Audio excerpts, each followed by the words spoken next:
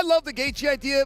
In fairness, before tonight, I kind of thought that Gaethje and Sarukian were going to find one another, which would leave Charles Oliveira open. But Charles is still campaigning for a title fight. We don't know what Ilya is going to do. Islam has been sitting out. I mean, 155 is very confusing right now. UFC CEO Dana White is expected to give Paddy the Paddy Pimblett his next fight against the top 3 fighters in the lightweight division. Paddy also calls out all the bigger names, including Islam Makhachev and Ilia Topuria. What's going to happen next? Dustin, what would you like to see next from Paddy Pimblett? Give him one of those guys he called out. I mean, where do you go when now you're in the top 6, 7? He's going to be, when the new rankings come out, he's in the top. Who doesn't have a fight right now?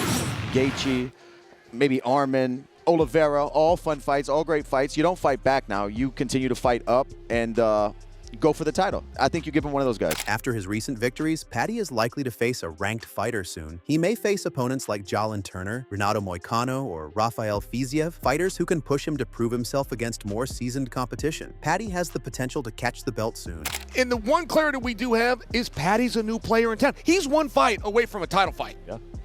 I like seeing guys have to adjust and change their games and change their approaches.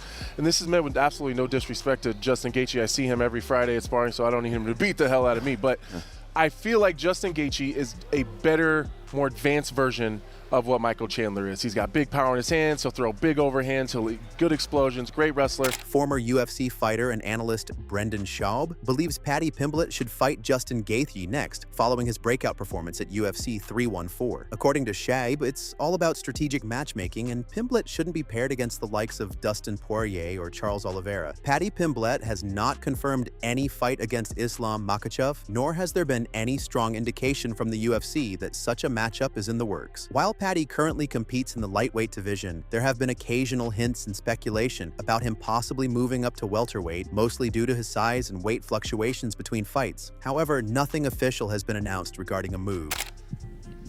Paddy, you're here. When you see yourself fighting for the belt, which is obviously in the near future, who do you think you'll be fighting? Is it going to be Islam Makhachev?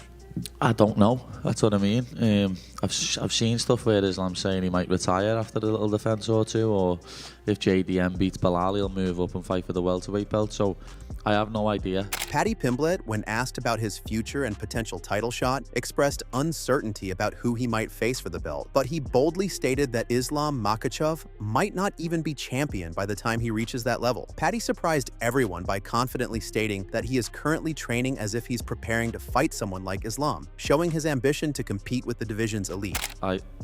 Obviously, you train to fight the best, so I'm training at the minute to fight Islam Makhachev. But he mightn't even be the champion by the time I get there. So we're just going to have to see what happens. You've got to let it all play out, haven't you? And whoever's in front of me, that's who I fight. Whoever the UFC send me a contract with their name on, that's who I fight. And that'll be whoever I fight next. Whoever the UFC send me a contract with their name on, I'll never turn a fight down. For fighting with Ilia Topuria, Paddy Pimblett addressed the possibility of facing him, and he said he will not leave any big to fight. He even claimed he'd deal with Ilia the same way he handled Chandler, showing his confidence in dominating anyone the UFC puts in front of him. Ilia Topuria has a dominant personality, but Paddy's confidence shows that he will beat him strategically. To be honest, I forgot about him. I forgot all about him, or I would have mentioned him in the cage, you know what I mean? I don't call him hand sanitizer boy anymore, he's now El Chorizo. But as I say, I literally forgot all about him. That's how relevant he is. I'm ranked higher than he is at lightweight, so I'd love to welcome him to 155, but apparently out and waiting for the title shot. But that what I've just done to Chandler's after blueprint of beating him. He's even more of a midget than Chandler is. Like, I'll do the exact same thing to Ilia than what I've done to Chandler. But Ilia Topuria has different thoughts for Paddy. Topuria has boldly called Paddy Pimblett an average-level fighter clash at UFC 314 in Miami, Florida. This is the growing tension between the two, as they've been involved in a heated rivalry with both fighters throwing verbal jabs at each other. To be honest, I don't know what to tell you. He's a good fighter, he's not a good fighter. Sometimes his fight sucks, sometimes he does something that looks good, I don't know. He's a very average level of fighter, let's say like. Pimblett set to crack the lightweight top 10 after his win over Michael Chandler at UFC 314. Schaub argues the UFC must now choose between viable challenges and career trajectory. Poirier and Oliveira are dangerous, tested, and smart fighters who could stall Pimblett's momentum. Gaethje, despite his resume, is a more beatable matchup in Schaub's eyes. His aggressive style and porous defense give Pimblett a shot to seal a victory against a big name in the division. Schaub spoke about Pimblett's path on his YouTube channel. "I think if I'm the UFC, I'm strategically going to match up Paddy to have success. I'm not saying it's an easy fight. I love this guy Justin Gaethje. I've known this guy forever. This is no knock on him. I'm just saying, stylistically, out of the top 3 guys to get, and this is what we want. We can't jump right to Ilia Topuria. It's not happening. We can't jump right to Islam Makhachev. It doesn't make sense. He just beat Chandler." Brendan Schaub recently shared his thoughts on Paddy Pimblett's potential path to a UFC title shot, suggesting an intriguing matchup against Justin Gaethje as a stepping stone. He further added, "You do Justin Gaethje versus Paddy Pimblett in order to get him to the title shot to fight Topuria. Beating Topuria is we'll get there, we'll cross that bridge when we get there. It's a heavy ask. But out of the top 3 guys at 155, you have Poirier, Charles Oliveira, and Justin Gaethje. Poirier is a tough one. Charles Oliveira is a tough one. Can Paddy beat them? Yeah, he can, but it's tough, man. He'd be an underdog in both those." Paddy Pimblett called out the top contenders in the lightweight division after his win against Michael Chandler at UFC 314. The UK MMA star called out Justin Gaethje, Dustin Poirier, and even Charles Oliveira with the idea of determining the best submission artist in the division in a potential clash. Poirier, who served as a desk analyst for UFC 314, was impressed by Pimblett's performance against Chandler. Speaking about Pimblett's next fight in an interview, Poirier said, "His next fight has to be a really big one, like a Mateus Gamrot, Arman Tsarukyan, Charles Oliveira. Behind the scenes, I've got stuff, so I can't entertain that, and I'm only fighting one more time, but for me as a fan, put him in there with Dan Hooker. That would be an incredible fight. That's a fun fight. The buildup is going to be fun. Dan is going to stand and trade with him. Dan has good takedown defense on the ground. That's the fight, I think." The title picture at 155 pounds became a lot more interesting at UFC 314 with the addition of another new name. With his 7th consecutive win inside the octagon, Paddy Pimblett silenced a lot of critics by stopping Michael Chandler in the co-main event. The baddie is now targeting the very top names in the lightweight division, with Pimblett's preference being a matchup with Charles Oliveira, which would set him up for a title shot. I think a guy like Charles Oliveira is really going to force Paddy to have to level up because he's dangerous on his feet. He carries a lot of power. He's been more defensively responsible lately, and I don't think that Paddy Pimblett's going to go out there and just out-grapple Charles Oliveira safely. He's too dangerous. He's got a great submission threat. If we're really trying to answer questions, let's create some more. And my question is, can he handle a guy like Charles Oliveira? I don't know, but I'd watch it. Along with the potential of seeing Pimblett finally meet Ilia Topuria inside the octagon, the outspoken Brit is also a fascinating challenge for the current champion. It isn't known what will be next for Islam Makhachev at this point, but a huge fight against the division's most polarizing figure could tempt him to stick around for a bit longer. Islam Makhachev has made it clear for some time now that he wants the opportunity to move up to welterweight to try and become a 2-weight champion. Ilia Topuria would be most people's pick for Makhachev's next opponent after the former featherweight champion vacated his title to move up, but the Russian hasn't been totally sold on the idea. In a shocking twist, YouTube and famous fighter Logan Paul have officially called out Paddy the Baddy Pimblett, throwing down the gauntlet and stirring up the MMA world once again. Known for making headlines both in the boxing ring and on the WWE stage, Logan seems ready to test himself in the octagon. Logan versus Paddy, where'd you see that? Logan was on the Ariel Helwani show, and he said he has a UFC fight. His first year, he wants to fight Paddy in the UFC. That's at funny. a catch weight at like about 185 because he knows Paddy blows up like a little balloon. He said no hard feelings. He said he just wants to test. I know he messaged me that a couple weeks ago, and I wanted to talk about it on here too, but I didn't know if he was.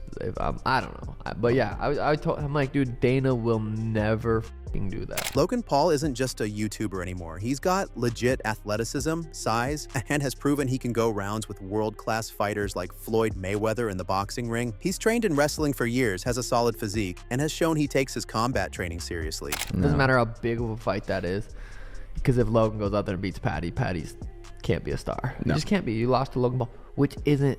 Dude, Logan can fucking box, and Logan can he can wrestle. Yeah. He really can wrestle and box. It would be a matter of him just dedicating months to training.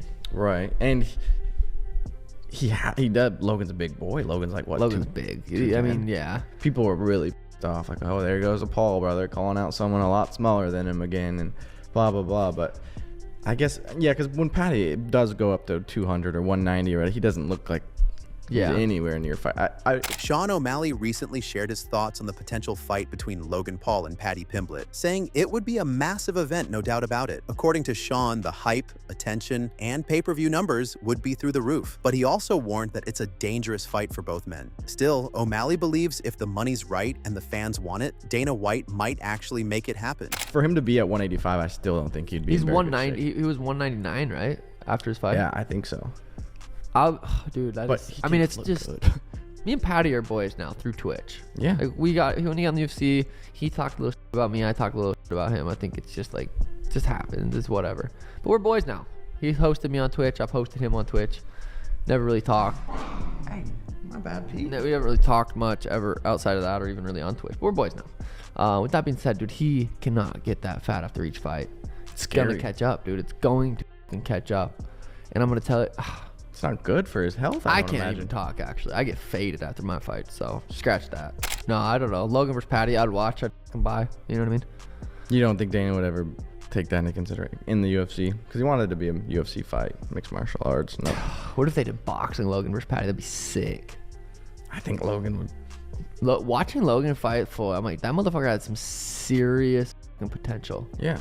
Meanwhile, other contenders like Justin Gaethje are certainly in the mix, but there's no denying that Paddy Pimblett is in and around the conversation after what he did on April 12. In fact, Makhachev himself previously stated after Pimblett's submission win over King Green at UFC 304 that a fight between them could materialize shortly under one condition. The champion said last August that if the baddie was able to keep winning and earn a spot in the top 10, he would entertain the matchup because it would be a new and exciting challenge for him. After beating the ranked contender, Pimblett is sure to find himself on the outskirts of the top 5 come Monday morning. When he deserves, why not? If he wins his next couple matches and when he's going to be like top 10, why not? Because I don't have an exciting fight in my division, we need some new names. Paddy Pimblett is such a high-profile star that if he extends his winning streak to 8 by beating a top name in the division, the UFC's plans will adjust to suit him. Regardless of whether Islam Makhachev moves up a weight class or sticks around to fight either Ilia Topuria or Justin Gaethje, the baddie will find himself at the front of the pack with one more win. Pimblett has faced a lot of criticism throughout his UFC career, but beating one of the 4 names that he mentioned in his post-fight interview at UFC 314 will make it impossible to deny. It would also give Makhachev the opportunity to put on a fight with real crossover potential that would only increase his status in the process, even if two-weight glory is his main focus. The title picture at 155 pounds became a lot more interesting at UFC 314 with the addition of another new name. With his 7th consecutive win inside the octagon, Paddy Pimblett silenced a lot of critics by stopping Michael Chandler in the co-main event. The baddie is now targeting the very top names in the lightweight division, with Pimblett's preference being a matchup with Charles Oliveira, which would set him up for a title shot. Along with the potential of seeing Pimblett finally meet Ilia Topuria inside the octagon, the outspoken Brit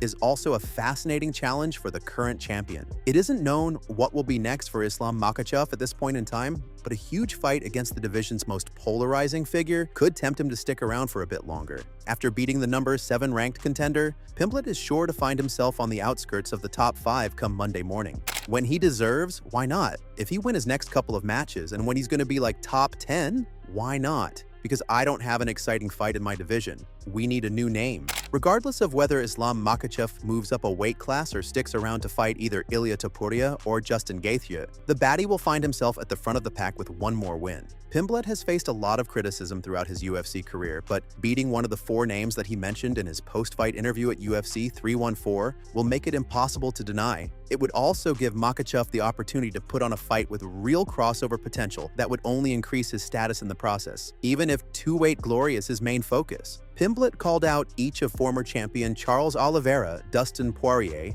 No. 1 contender Arman Tsarukyan, and Justin Gaethje following his brutal dismissal of Chandler, with Gaethje in attendance at Kaseya Center on Saturday night to witness his performance up close. Pimblett told Joe Rogan inside the octagon after beating Chandler when asked who he wanted to fight next. Anyone in the top 4, top 5? I want that world title. People said, I'll never be champ. I'll never get ranked. I'll never be in the top 10. But what now? I won. Dustin, Justin, Charles, or Arman. Any of them. I respect Dustin, Justin, and Charles. Charles is the biggest legend out of them all. He gets called the best submitting artist the UFC has ever seen. Well, I dispute that. I'm here. So, me versus Charles. Michael Chandler suffered his 3rd straight loss at UFC 314. Chandler was stopped by Paddy Pimblett in a third-round knockout loss Saturday at Kaseya Center. The former Bellator champion and UFC title challenger has now lost 5 of his past 6 fights. Despite Chandler being in a rocky situation, UFC CEO Dana White had nothing but praise for him. White stated, "I mean, he's always in the fight. Tonight was a big night for Paddy Pimblett. Like we were just talking about, people have been doubting Paddy Pimblett every single fight he fights, and he's undefeated in the UFC. But Chandler is like our Arturo Gatti, man. Every time that guy goes in, you know you're in for a good fight. You know it's going to be a war, and you don't know whether he's going to win or lose." Prior to the Pimblett loss, Chandler earned 4 straight bonuses, including a Fight of the Year against Justin Gaethje. However, the loss to Pimblett will now push Chandler further down the UFC lightweight rankings after not winning a fight since knocking out the skidding Tony Ferguson in 2022. What's next for Paddy Pimblett is still up in the air, but a few things are becoming clear. After his most recent win and confident performance, he's likely to face a ranked opponent next, someone who moves him closer to title contention in the lightweight division. What do you think who is the most likely next opponent for Paddy Pimblett? Drop your thoughts in the comments below. Thanks for watching. If you enjoyed the video, don't forget to like and subscribe for more UFC news, fight breakdowns, and bold predictions.